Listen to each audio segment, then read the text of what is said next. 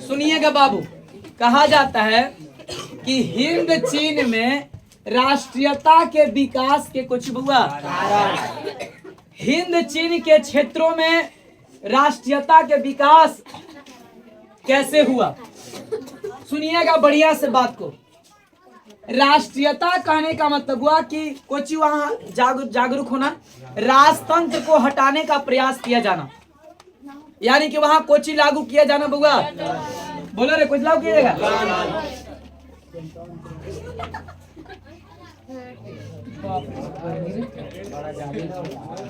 सुनिएगा रे लड़का, तो हिंद चीन के क्षेत्रों में राष्ट्रीयता के विकास के क्या कारण थे, आप सब पढ़े बुआ। जिनका तबीयत खराब रहेगा वो बिना पूछे दहीचल चले जाएंगे, ठीक है, लेकिन सब नहीं। चलिए अरे लड़का सुन ध्यान से। अरे भाई,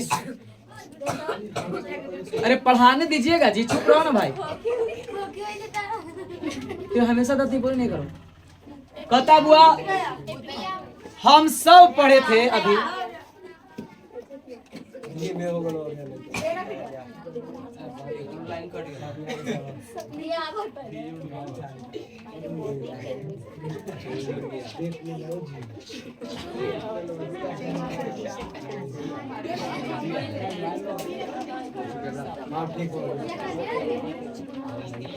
अरे लड़का, हिंद चीन के क्षेत्र में हम लोग पढ़े बुआ कि सब जगह चल रहा था, लाओस, वियतनाम, कंबोडिया में राजतंत्र चल रहा था। लाओस के अपना राजा, वियतनाम के अपना राजा, कंबोडिया के अपना राजा, और तीनों को मिलाकर के एक क्षेत्र बना था, और उसका नाम क्या था बुआ? हिंद चीन। कंबोडिया और लाओस ये दोनों भारत के नजदीक थे, इसलिए बुआ ये दोनों भारतीय संस्कृति को अपनाता है। और लाओस वियतनाम जो है ये चीन के नजदीक है, इसलिए यहाँ के लोग चीनी संस्कृति को अपनाते हैं। तो कहने का मतलब ये है बाबू कि धीरे धीरे आए तो सब, पुर्तगाल आए, डच आए, इंग्लैंड आए, फ्रांसीसी आए, लेकिन रह कौन गए बुआ? फ्रांसीसी। कौन लोग रह गए? फ्रांसीसी लोग कहाँ रह गए बुआ? हिंद चीन के क्षेत्रों में। और जब वो बस गए तो लंबे समय तक बस गए, और लंबे समय तक बस जाने के बाद वो लोग पूरा ज्यादा मात्रा में रबड़ और धान की खेती करके दूसरे देशों में क्या करने लगे? बेचने लगे, सप्लाई करने लगे, उससे मालामाल होते गए। और हिंद चीन के क्षेत्र में फ्रांसीसी लोग जो रहते थे उस क्षेत्र को क्या कहते हैं? कोलोन। क्या कहते हैं बुआ? कोलोन कहते हैं। धीरे धीरे 20वीं शताब्दी आते आते 20वीं शताब्दी हिंद चीन के कई क्षेत्रों पर कब्जा जमा लिया। 1862 में कोचिन चीन पर कब्जा कर लिया। अच्छा, ये कब्जा कर कौन रहा है बुआ? कौन कर रहा है? फ्रांसीसी लोग ना। फ्रांसीसी लोग 1862 आते आते कोचिन चीन पे कब्जा जमा लिया। 1863 में कंबोडिया पे कब्जा जमा लिया। 1884 में अन्नाम पे कब्जा जमा लिया, और 1904 में लाओस में कब्जा जमा लिया। यानी कि ऐसा कह सकते हैं कि लगातार माने कि 2 साल 10 साल रुक रुक करके कई क्षेत्रों पर, हिंद चीन के क्षेत्र पर ही कब्जा जमा रहा है। क्षेत्र है किसी और का, अशासन कोई और कर रहा है। जमीन है आपका, अशासन कोई और कर रहा है। ऐसा अब वह शासन तो कर ही रहा था, शासन करते करते हुआ वहां के लोगों को भी सताना शुरू कर दिया। कौन लोग बुआ? कौन लोग? अच्छा, फ्रांसीसी लोग क्या हिंद चीन के थे? हिंद चीन के थे? नहीं थे। फ्रांसीसी तो एक फ्रांस देश के हैं, लेकिन आ करके बस गए हैं कहाँ में? तीसरा चैप्टर समझिएगा तो चौथा आपको आसान लगेगा। हिंद चीन के क्षेत्र में आके कुछ हो गया, बस गए। और जब हिंद चीन के क्षेत्र में आकर के बस गए तो धीरे धीरे वहां के लोगों को शोषण करने लगे। पहले कुछ बोला था कि हम शोषण नहीं करेंगे, यहाँ व्यापार करने आए हैं, हमको व्यापार करने दीजिए। हम आपका विकास चाहते हैं, हम आपका विनाश नहीं चाहते हैं। हम तो आपका विकास करने आए, और व्यापार करेंगे, कुछ यहाँ से सप्लाई करेंगे तो कुछ आपको भी देंगे, तो आप भी आगे बढ़िएगा। लेकिन वहां के राजा ये बात नहीं समझा था कि आगे क्या हो जाएगा, मामला गड़बड़ हो गया। अब शासन इतना करने लगा, सुनो रे बुआ, अब शासन इतना करने लगा कि वहां के राजा एकदम लाचार हो गए। राजा पर भी शासन करने लगा और जनता पर तो कर ही रहा है। कौन लोग शासन करने लगा? कौन बुआ? फ्रांसीसी लोग जब कब्जा करने लगे, शासन करने लगे, तो वहां के जो राजा और जनता सब एकजुट हुआ और ये बोला कि बताओ यार, जमीन मेरा, देश मेरा, जनता यहाँ के, और शासन कोई और कर रहा है। बाहर वाला सिस्टम, जमीन हमारा है ना, आ कंपनी हमारे यहाँ खोला है और टैक्स भी नहीं दे रहा है, टैक्स भी नहीं दे रहा, धान यहीं से लेके जा रहा है, रबड़ की खेती तो हमारे यहाँ ना हो रहा है, जमीन मेरा है, उपजा रहे हैं हम, मजदूर यहीं के, हिंद चीन के मजदूर ही है, हिंद चीन के। अब माल सप्लाई कौन कर रहा है? फ्रांसीसी लोग। मेहनत कर रहे हैं हम लोग, अब माल खा रहा है कौन? फ्रांसीसी लोग। तो मालामाल हो रहा है फ्रांसीसी ना। तो सारे हिंद चीन के लोगों, जनता ने एकजुट होना शुरू कर दिया। एकजुट होना क्या कर दिया? सुनो रे, एकजुट होना क्या किया? शुरू कर दिया। और 20वीं शताब्दी में सब लोग को नजर खुला कि यहाँ ये तो बहुत बड़ा मिस्टेक हो गया यार, ये तो धीरे धीरे देखो ना, ये तो हमने ध्यान नहीं दिए, ये तो कहां से कहां पहुंचा दिया मामला। अरे लगा, और सारे जनता ने आपस में बात करने लगा कि यार देखो, ये तो फ्रांसीसी लोग, ये तो कहां से क्या करें। शुरू में आया तो बोला कि अरे, शुरू में आया तो बोला कि व्यापार करेंगे, कोई दिक्कत नहीं होगा। आया तो पहले कोचिन चीन पे कब्जा कर लिया, कंबोडिया पे कब्जा कर लिया, उन्हें अन्नाम पे कब्जा कर लिया, उन्हें लाओस पे कब्जा कर लिया। ये तो पूरा हिंद चीन को ही कब्जा करने में है लगा हुआ, कुछ क्षेत्र छोड़ करके। तब 20वीं शताब्दी यानी कि 1904 ना हुआ, 1904 कहने का मतलब तब क्या 20वीं शताब्दी होगा? 20वीं है कि नहीं है? तब 20वीं शताब्दी आते आते हिंद चीन के लोगों को तब समझ में आया कि अरे यार, ये तो बहुत गड़बड़ कर रहा था। जैसे मान ले कि कोई आदमी अरे लड़का, अरे कोई आदमी, अरे कोई आपसे दोस्ती करता है, आपको समझा देता है कुछ, अब आपके यहाँ रहने लगता है, शासन करने लगता है, तब फिर हमने के बाद में समझते कि अरे यार, हम एक मन कह रहा था कि नहीं, उसको नहीं दोस्ती करो, उसको नहीं रखो, लेकिन देखो उसका नतीजा ही भुगतना पड़ रहा है। तो सारे हिंद चीन के लोग जो हैं ऐसा एकजुट होके हो गए, बोले कि यहाँ से फ्रांसीसी को भगाना पड़ेगा। अगर फ्रांसीसी को हम नहीं भगाते हैं तो एक दिन पूरे हिंद चीन पर कब्जा जमा लेगा और क्षेत्र फ्रांस का हो जाएगा, हिंद चीन का नहीं रहेगा। वो क्षेत्र किसका होगा? फ्रांस तो एगो देश पे शासन कर ही रहा है, अब फिर एगो और उसका देश बन जाएगा, और कौन देश होगा? हिंद चीन। तो जनता धीरे धीरे एकजुट हुआ। और कैवी शताब्दी में एकजुट हो रहा हुआ? 20वीं शताब्दी आते आते बुआ, वहां के जनता, कहाँ के जनता? हिंद चीन के जनता जो है धीरे धीरे बुआ एकजुट होना शुरू कर दिए। धीरे धीरे वहां के जनता क्या शुरू कर दिए? एकजुट होना शुरू कर दिए। और जब धीरे धीरे एकजुट हुए तो वहां एक व्यक्ति थे, बहुत बड़े विद्वान थे। देखो, कोई भी आदमी, विद्वान जो होते हैं वो अकेले रहना ज्यादा पसंद करते हैं, और अकेले रहते हैं तो पूरा सोचते हैं, ज्यादा अकेले नहीं। लेकिन कोई भी आदमी अकेले में रहेगा तभी तो सोचेगा, एकांत में रहेगा तब ना। पूरे जब सबके साथ है तो क्या सोचेगा यार अपने फ्यूचर के बारे में। तो एकांत में था और वो सोचता था कि मेरा फ्यूचर है, कहाँ जा रहा है। जैसे हम सब है ना, हम सब अकेले में अपने आप से बात करते हैं। कोई अगर हमको गाली दे देता है या हम लोग को अगर कोई गाली देता है तो हमने वहाँ पे अलग बात है नहीं बोलती, बाद में सब सोचते हैं कि कुछ भी मजाकों में कोई भी कुछ बोल देता है ना, तो बात हमने के बाद में याद आता है कि अरे यार वो आदमी तो इससे बोल दिया था, अच्छा ऐसे बोला है। तो ये बात हम लोग एकांत होते हैं तभी समझ में आता है। तो कहा जाता है कुछ होगा कि हिंद चीन में 20वीं शताब्दी में, कितवीं शताब्दी में? 20वीं शताब्दी में हिंद चीन के लोगों ने एक ऐसा संगठन बनाना शुरू कर दिया, और वो लोगों ने सोचा कि नहीं यार, ये तो हिंद चीन के क्षेत्र पर फ्रांसीसी कब्जा जमा लेंगे, इसलिए यहां से इसको भगाना क्या है, जरूरी है। तो वहां एक विद्वान व्यक्ति थे, वहां के क्या थे? विद्वान व्यक्ति थे। और उस विद्वान व्यक्ति का नाम था फान बोई चाउ। क्या नाम था? फान बोई। ये बहुत बड़े विद्वान हैं, बहुत बड़े विद्वान। ये पूरे हिंद चीन के बारे में सोचे। बोलो रे बुआ, हम आपको बोलेंगे क्या राष्ट्रवादी व्यक्ति ऐसा सोच सकता है कि परिवारवादी व्यक्ति? राष्ट्रवादी उसे कहते हैं अरे जो अपने देश को एकता और अखंडता के पूरा राजनीतिक, आर्थिक, सांस्कृतिक ये सारे बिंदुओं पर देश के विकास के बारे में सोचता हूं। हम सब अपने परिवार के बारे में सोचते हैं, हम सब परिवार के बारे में सोचते हैं कि नहीं सोचते हैं? तो परिवारवादी हैं अभी हम सब। लेकिन जिस दिन पॉलिटिक्स में उतरेंगे, चुनाव लड़ेंगे, तो कोची कहलाएंगे? राष्ट्रवादी। जनता का सेवा करेंगे, जनता का भलाई करेंगे, तो कोची कहलाएंगे?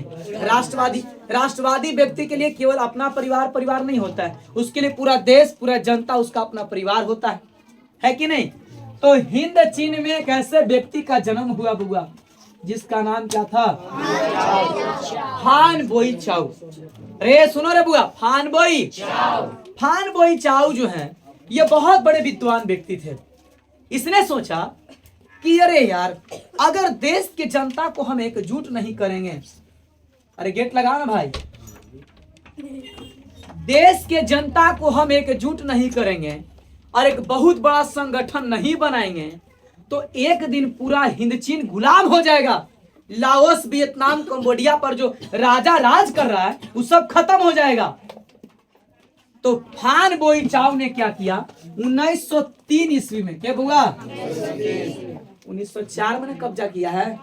कहां जब कब्जा किया है? लाओस में। तो 1903 में तो देख रहे हैं बाबू, कौन देख रहे हैं? रे फान बोई बुआ 1904 में लाओस पे जब कब्जा, अरे सुनो रे, 1904 में लाओस पर जब फ्रांसीसी लोग कब्जा जमा लिए, तब फान बोई चाउ 1903 में एक क्रांतिकारी बहुत बड़ा संगठन बनाए। सबसे बड़ी बात होता है संगठन, सपोर्ट, सारे लोगों का एक बहुत बड़ा संगठन। देखिए, पढ़ लिख करके एक ऑफिसर बनना एक आसान बात है, लेकिन एक चुनाव जीतना, एक वार्ड परिषद का चुनाव जीतना बहुत कठिन है। वार्ड परिषद अगर कोई चुनाव जीतता है, एक मतलब कम से कम वो 500 आदमी के दिल पे शासन कर रहा है कि नहीं? और 500 लोगों का माने 500 जनता का वो क्या प्यारा दुलारा चेहरा है वो, तभी तो चुनाव जीता। अगर कोई मुखिया चुनाव जीतता है तो समझिए कुछ बुआ, वो 7000 जनता के लिए लोकप्रिय आदमी है कि नहीं? पढ़ लिख करके ऑफिसर में तो किताबी ज्ञान है, ओकरा बाकी जनता से कोई मतलब है नहीं, मतलब है। पढ़ के आप क्लर्क बन गए तो बाकी सबको कोई मतलब है नहीं, मतलब है। लेकिन एक जनता के बीच में शासन करना, जनता के लिए आप प्यारे बन जाना, पूरा चाहते चेहरा बनना, वो बहुत कड़ा काम होता है। इसलिए सबके लिए एक अपना परिवार समझना पड़ता है, तब जाके आपके अंदर क्या बनेगा, क्या आएगा आपके अंदर में? राष्ट्रवादी। क्या आएगा रे? बंद हो गया का काला है ये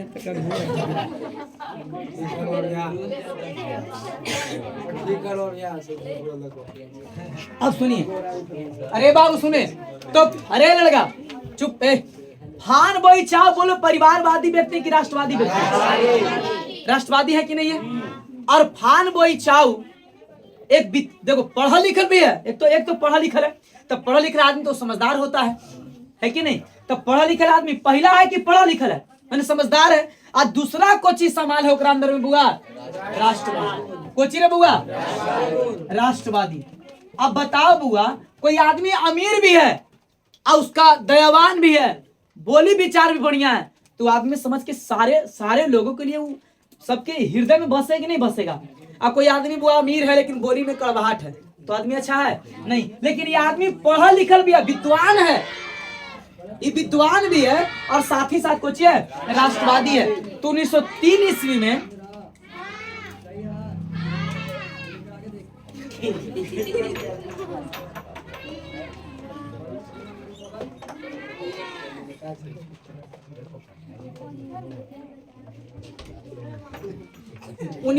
सुनिए रेल लगा, 1903 ईस्वी में फान बोई चाउ ने क्या किए? एक दुई तान तान होई। सुन रे बुआ, फान बोई चाऊ त दुई तान होई। फान बोई चाऊ त दुई तान होई। फान बोई चाऊ त दुई तान होई। फान बोई चाऊ त दुई तान होई। अरे फान बोई चाऊ त दुई तान होई। अरे सुन यहाँ से बुआ, फान बोई चाऊ त दुई तान होई। फान बोई चाऊ त दुई तान होई। सुनिएगा लगा 1903 ईस्वी में फान बोई चाऊ त दुई तान। फान बोई चाऊ ने ये आदमी का नाम है। अब देखिए ऐसा नाम काहे है, काहे कि सब चीनी एरिया है। अरे ऐसा नाम काहे है बिना पूछे।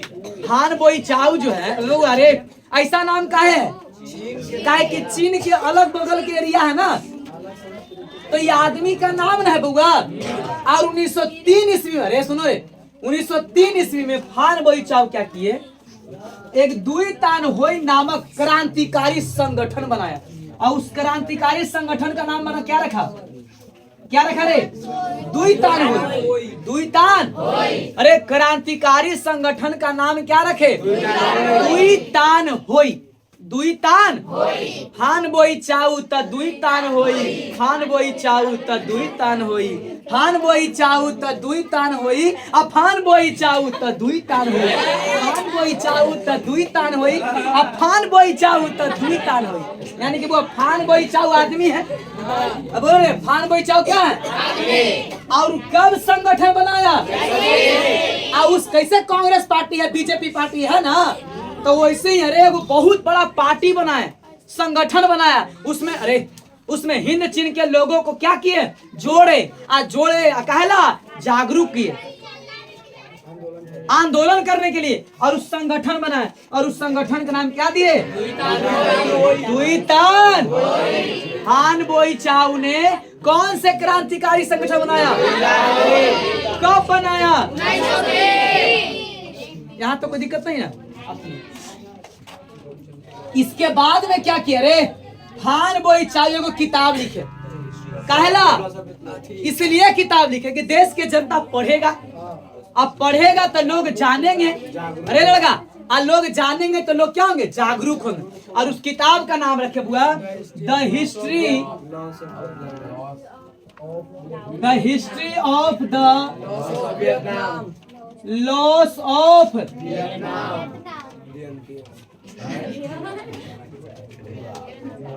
सुनिएगा बुआ रे, अरे बुआ रे, द हिस्ट्री मैंने क्या सुनिए, पूरे वियतनाम वासी इतिहास में आप याद रखिएगा, एक दिन आप पूरे इतिहास में पूरे हिंद चीन पूरा वियतनाम क्या खो देंगे। इस किताब का नाम दे दिए, एक पढ़ो पहले। हम प्रशासन कर रहा है, हमें समझ में नहीं आ रहा है, हम लोग को कुछ राशि दे करके, कुछ पैसा का प्रलोभन दे करके हमारे यहाँ शासन कर रहा है, और शासन कर लेगा एक दिन। अब पूरे हिंद चीन के क्षेत्र पर फ्रांसीसी कब्जा जमाएंगे। जागो जागो।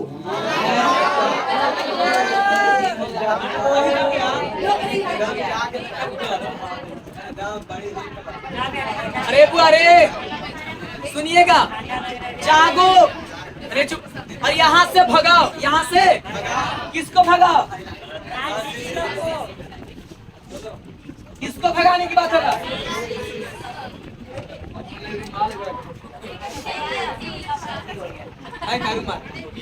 फ्रांसीसी, अरे सुनिए, अरे द हिस्ट्री, अरे चुप, the history of the loss of Vietnam नामक पुस्तक किसने लिखा, फान बोई। अच्छा, दुई तान होई कोची है, क्रांतिकारी संगठन है ना। अब सुनिएगा, दुई तान होई नामक क्रांतिकारी संगठन बनाया 1903 में। और देखे कि अब कई सारे जनता हमारे सपोर्ट में आ गया, समर्थन में आ गया, आकर्षित हो रहा हमारे ओर, तो वो किताब लिखे। विद्वान व्यक्ति ने किताब लिखेगा, अनपढ़ आदमी किताब लिखता है। तो देश में बहुआ राष्ट्रवादी होने के लिए आपको मैंने पढ़ा लिखा भी होना क्या है, जरूरी है, तभी तो आप राष्ट्रवादी समझिएगा। अब सुनिए, पढ़ा लिखा है तो समझदार होता है, बात को समझता है। कहता हुआ कि the history of the loss of Vietnam, उसने फिर एक किताब लिखा, और उस किताब का क्या नाम रखा, the history of the loss of Vietnam. अब उन लगा कि अरे यार देश के जनता तो जगने लगा, और धीरे धीरे एक संगठन बनाए और फ्रांसीसी को भगाने का पूरा प्लान बना लिया। कौन बना लिया प्लान? एक बाद में अरे जनता उनकी बातों को समझने लगे। किनके बातों को? हान बोईचाओ के। जा करके जनता के अरे बुआ मीटिंग में बड़ा सभा में समझाएं, याद करो रूस और जापान के 1905 की हार, रूस की छोटा सा सेना, जापान की छोटा सा सेना की टुकड़ी उतना बड़ा रूस को हरा दिया। हमारा इतना बड़ा हिंद चिन्ह है, हमारा इतना बड़ा हिंद चिन्ह है, और एक छोटा सा फ्रांसीसी कॉलोन में रहने वाला जो फ्रांसीसी है, ये हमारे यहाँ एक दिन शासन कर लेगा और हमारे सेना को हरा देगा। याद करो 1905 को, 1905 से याद करो। सारे जनता को दम एक इमोशनली ब्लैकमेल किया। एगो इमोशनली समझाने समझ में आता है। इमोशनली मैंने होता हुआ कि उसको मार पीट के नहीं। गांधी जी कैसे इमोशनली करते थे, किसी को समझा देते थे। मैंने काम रे लड़का, कोई आदमी लड़ाई करता था पूरा बहसा बसी करता है, कोई आदमी है कि इमोशनली ओकरा समझा देता है, सामने वाला आदमी मैंने उसको देख के शर्मा जाता है, ऐसा होता है। सुनिए रे लड़का, तो फान बोईचाओ जो है क्या लड़ाई करने गए? क्या तलवार उठाए? जनता को जागरूक करने के लिए कुछ मैंने जबरदस्ती जागरूक किए ना, उसने एक इमोशनल तरीके से समझाने का प्रयास किया। बोले याद करो, याद इतिहास तो याद करेंगे ना, बोले याद करिए इतिहास के पन्ना को उठा करके देखिए, हमारे सारे हिंद चिन्ह के निवासी इतिहास के पन्ना को देखिए। जिस तरह से जापान की सेना, एक छोटी सी सेना, और रूस की उतनी बड़ी विशाल सेना को हरा दिया। कैसे हरा दिया? ये हमारा देश की यही हालत होगी तब। इसलिए यहाँ के राजा को समाप्त करिए, यहाँ राष्ट्रवादी लाइए, लोकतंत्र लाना जरूरी है। राजतंत्र को क्या करना पड़ेगा? हटाना पड़ेगा। राजतंत्र को क्या करना पड़ेगा? हटाना पड़ेगा। जनता सब जागरूक हो रहा है। आप सुनिए, फिर बोले कि हमारा पड़ोसी देश एक चीन को देख लीजिए। अरे वियतनाम के नजदीक ही है ना, चीन में लोकतंत्र लागू हो गया। सियानत से सियानत बोले फान बोईचाओ कि चीन में देख लीजिए, वियतनाम के काफी नजदीक है, वियतनाम के नजदीक में ही है, और वहां लोकतंत्र लागू हो गया है। क्या वहां राजतंत्र है? अगर राजतंत्र रहता तो उसका विकास नहीं होगा। वहां लोकतंत्र है, तो हमारे यहाँ क्यों नहीं लोकतंत्र? ओकरा बाद में बोले कि देखिए कि अब जनता हमारे और आकर्षित हो रहा, तो और समझाएं। बोले कि सुनिए फ्रांसीसी वियतनाम वासी, क्योंकि वियतनाम के थे ना, वियतनाम, बोले वियतनाम वासी, ये फ्रांसीसी लोग प्रथम विश्व युद्ध में, प्रथम विश्व जब चल रहा था बुआ, उस समय 1903 के बाद 1914 आया, मैंने धीरे 1903 से जगाना शुरू कर दिए थे। तो बोले कि प्रथम विश्व युद्ध कब शुरू हुआ? 28 जुलाई 1914।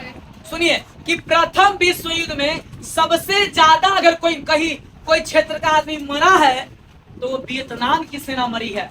फ्रांसीसी लोग लड़ाई करते हैं और हमारे यहाँ के सेना को आगे खड़ी कर देते हैं, और हमारा सेना, हमारे देश की सेना को मौत हो रही है, हमारा देश को गरीब किया जा रहा है। देश के सारे जनता एकदम भावुक हो गया।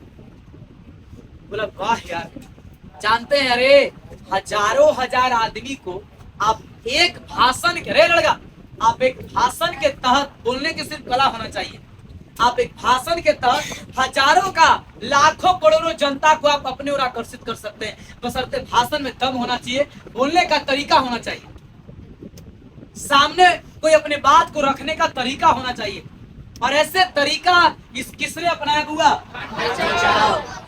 पूरे हिंद चीन के जनता बुआ रे इनको समर्थन में आ गया, पूरा समर्थन में आ गया। और देश के जनता में अब वो फ्रांसीसी को भगाने का क्या आ गया? लहर आ गया कि अब यहाँ से क्या करना? फ्रांसीसी को भगाना। सुनो रे, अब फ्रांसीसी को यहाँ से क्या करना है? भगाना।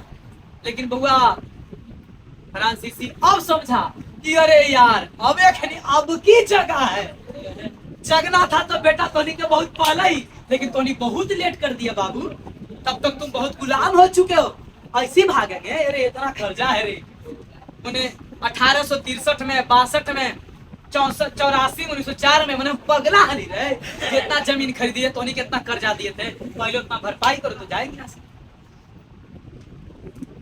ऐसे ही चल जाएंगे रे। हम जान रहे थे कि तो नहीं आज जगेगा चाहे कल जगेगा, लेकिन कहीं ना कहीं तो नहीं जगेगा। अरे लेकिन अब जग गया है, अब की तो नहीं जगा है। नरसिम्हा मूवी देखा है सनी देओल के? कोई देखे हैं? नरसिम्हा मूवी में सनी देओल के कितना इस्तेमाल करता था वो बुढ़ौरे। तब फिर नरसिम्हा मूवी में सब जब सनी देओल समझदार होता है, फिर बड़ा होता है, तब समझता है कि अरे यार ये आदमी तो हमको बहुत इस्तेमाल किया है। तो फिर जो इसको मैंने इस्तेमाल करता था ओकरे खिलाफ में आवाज उठाता है। नरसिम्हा मूवी को देखिएगा। तो उसी तरह से बुआर सुनिएगा। अरे सुन ध्यान से बुआ। हिंद चीन में राष्ट्रीयता के विकास के, हिंद चीन में राष्ट्रीयता के विकास के बउआ 1904 से पहले कोई हिंद चीन में कोई के राष्ट्रीयता जग रहा था? कोई के अंदर में राष्ट्रीयता का भाव था? राष्ट्रीयता माने कोची माने देश के प्रति समर्पण का कोई भाव था? नहीं था। अरे सुनो, ये कहाँ कब्जा कर लिया बुआ 1904 में?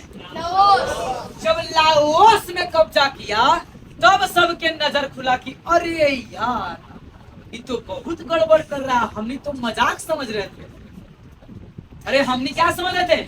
मजाक समझ रहे थे। सुनो रे, अरे तो मजाक में बहुत बड़ा काम कर रहा है। सुनिएगा रे, तो 1903 में एक विद्वान व्यक्ति क्या किया, इसके विरुद्ध में आवाज उठाना क्या कर दिए, शुरू कर दिए, और एक क्रांतिकारी संगठन का नाम बनाए। कुछ हुआ? धान बोई चाऊ तदुई तान बोई, धान बोई चाऊ तदुई तान बोई। देखिए पिता समाप्ति, धान बोई चाऊ तदुई तान बोई। ये क्रांतिकारी संगठन कब बना हुआ? 1903 में। और सुनिए, उसने हिंद चीन के लोगों को जगाने के लिए किताब लिखा। उस किताब का क्या नाम रखा? The history of the loss of. एक बाद में उसने क्या किया, देश के जनता को बोला, अरे हिंद चीन के निवासी याद करो 1905 को कि जापान की सेना, छोटी सी सेना की टुकड़ी। बोलो बुआ, दूसरा चैप्टर अगर नहीं पढ़े रहता तो तीसरा चैप्टर में समझ में आता। पढ़ाए थे कि नहीं पढ़ाए थे? पढ़ाए थे ना? अरे लड़का पढ़ाए थे ना? तो हर एक चैप्टर दूसरे चैप्टर से लिंक कर।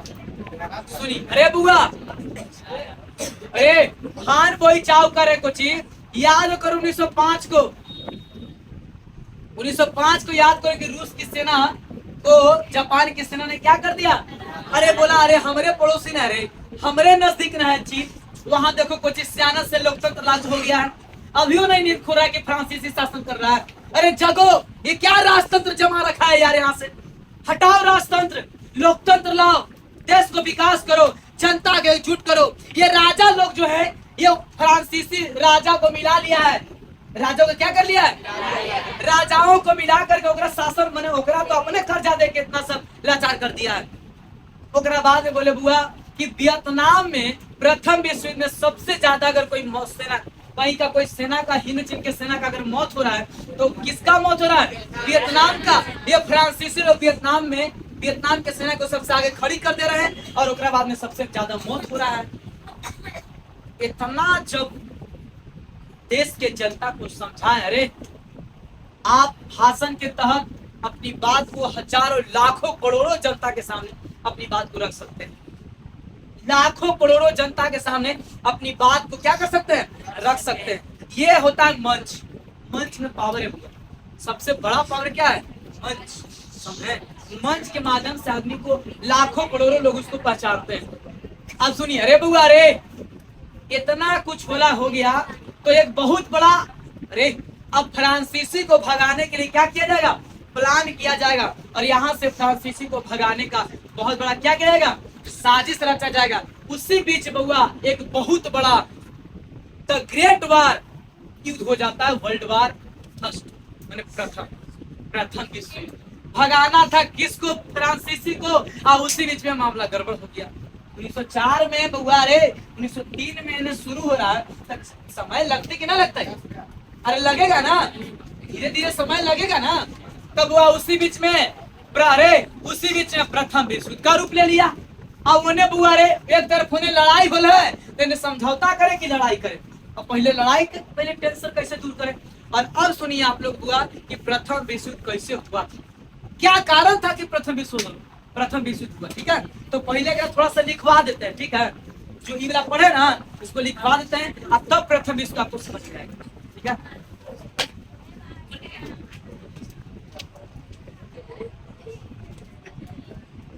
हुआ अरे लगा, कॉपी कलम किताब सब बंद कर दीजिए और कोई लिखिएगा नहीं कुछ। ठीक है, हम आपको अगले क्लास में लिखवा देंगे, देखिएगा।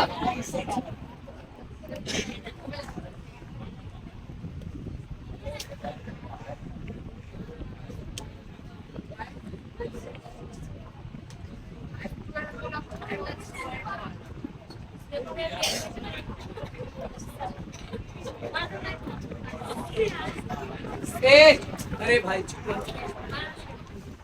नाम है बुआ first world war. First world war कहने का मतलब फर्स्ट माने प्रथम, वर्ल्ड माने विश्व, पूरा संसार, वार माने कुछ हुआ ही, तो प्रथम विश्व युद्ध। देखिए बुआ, लड़ाई का कोई लिमिट दायरा नहीं होता है, लड़ाई का कोई कहीं से कहानी नहीं शुरू होता कि लड़ाई कहाँ से हो सकता है। मान लिया जाए आप हमारा पैर रखे, 10 पैर रखे लड़ाई होता है। अरे आप हमारा पैर रखे तो हम ऐसे धक्का देते, टेल दिए, हटाओ ना। अरे तो तोरा हम टेल दिए तो तोरा, अरे तू कुछ किया बुआ, फिर हमारा एक चट मार दिया। जब आप एक चट मार दिए तो हम आपको 2-3 चट मार दिए। अब लो ना, ओकरा बाद में बाहर निकले, पूरा जबरदस्त लड़ाई हो गया। अरे सुनो रे लगा, अरे सुन, एक बाद जब जबरदस्त लड़ाई हो गया तब फिर कुछ हुआ कि अरे तोर पापा जब जबरदस्त लड़ाई हुई तो बुआ क्या किए, देखा आप हमको मारे, फिर हम आपको मारे, फिर रास्ता में फिर जबरदस्त लड़ाई हो गया, फिर लड़ाई हुआ। एक में घरेलू लड़ाई हो गया। जब घरेलू लड़ाई हो गया, इसी बीच में किसी का डेथ हो गया या माथा फट गया, केस मुकदमा हो गया। लड़ाई का मेन जड़ पैर नहीं, माथा पड़ा कि केस मुकदमा हो गया, फिर केस मुकदमा दोनों को 10,000 रुपया लगा। एक बाद में फिर गोली चलने लगा। अरे गोली चला तो फिर तू दूसरा गांव के, हम दूसरा गांव के, तो गांव के लड़ाई हो गया। वही लड़ाई, छोटा सा लड़ाई गांव पे आ गया, गांव से फिर पंचायत में लड़ाई हुआ, वही फिर लड़ाई पूरा पसर गया। अब मामला कुछ नहीं।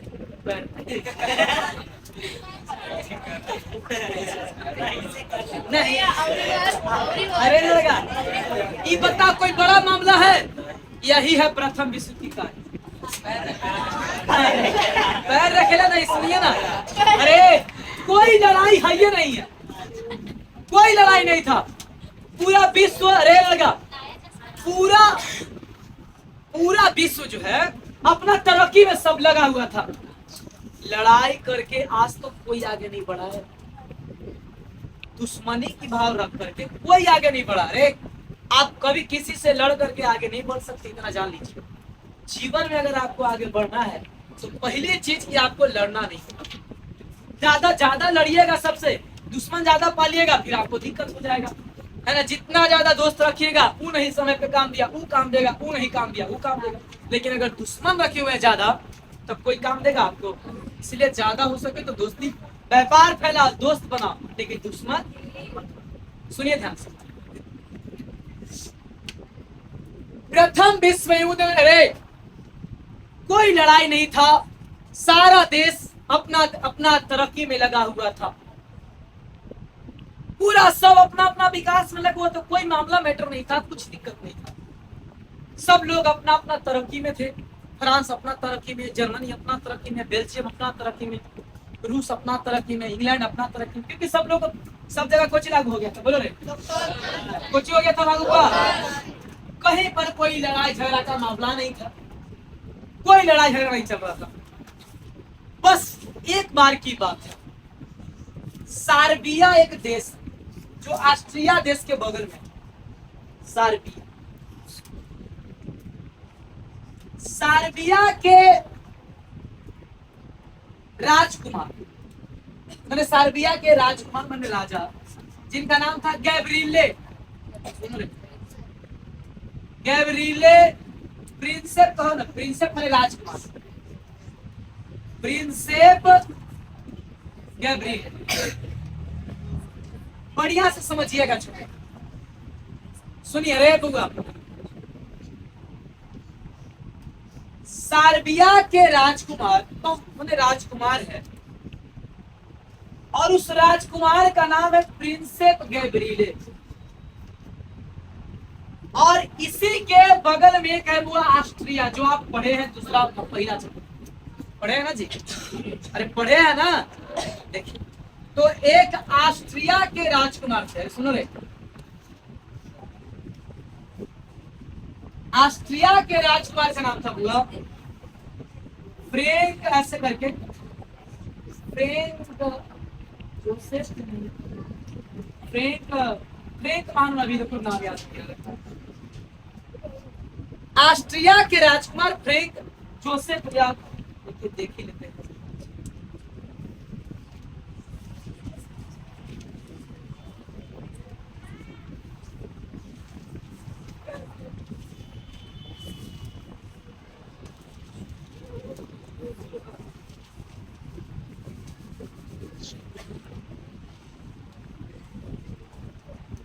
फ्रैंक जोसेफ नाम है। अरे सुनिए बउआ, कोई दिक्कत है इसमें? आपको कहीं लग रहा है कि लड़ाई है? अरे यहाँ पे आपको लग रहा है कि लड़ाई है? नहीं है लड़ाई, कोई लड़ाई नहीं है। ऑस्ट्रिया रे समझो कहानी, सर्बिया के राजकुमार गैब्रिएले प्रिंसेप अपना राज का विकास में लगा है। ऑस्ट्रिया के राजकुमार फ्रैंक जोसेफ अपना राज के अपना क्षेत्र के विकास में लगा है। हर लोग अपना अपना विकास में लगा हुआ है। लेकिन बउआ ऑस्ट्रिया थोड़ा ज्यादा तरक्की कर गया, आगे बढ़ गया। केकरा से? बुआ इतना जान लीजिए कि जीवन में सबसे बड़ा दुश्मन आपका पड़ोसी होता है। जीवन में सबसे बड़ा दुश्मन कौन होता है? पड़ोसी। पड़ोसी कभी नहीं चाहता कि हमारे पड़ोसी हमरा से आगे बढ़ जाए, वो तरक्की कर जाए। अरे लड़का सुनो बुआ, बात समझिएगा पहले। हाँ तो सर्बिया के राजकुमार गैब्रिएले प्रिंसेप को थोड़ा ईर्ष्या हो गया मन, ईर्ष्या माने जलन टाइप। सुनिए बुआ, और आगे कौन बढ़ रहा था बुआ? ऑस्ट्रिया के राजकुमार फ्रैंक जोसेफ।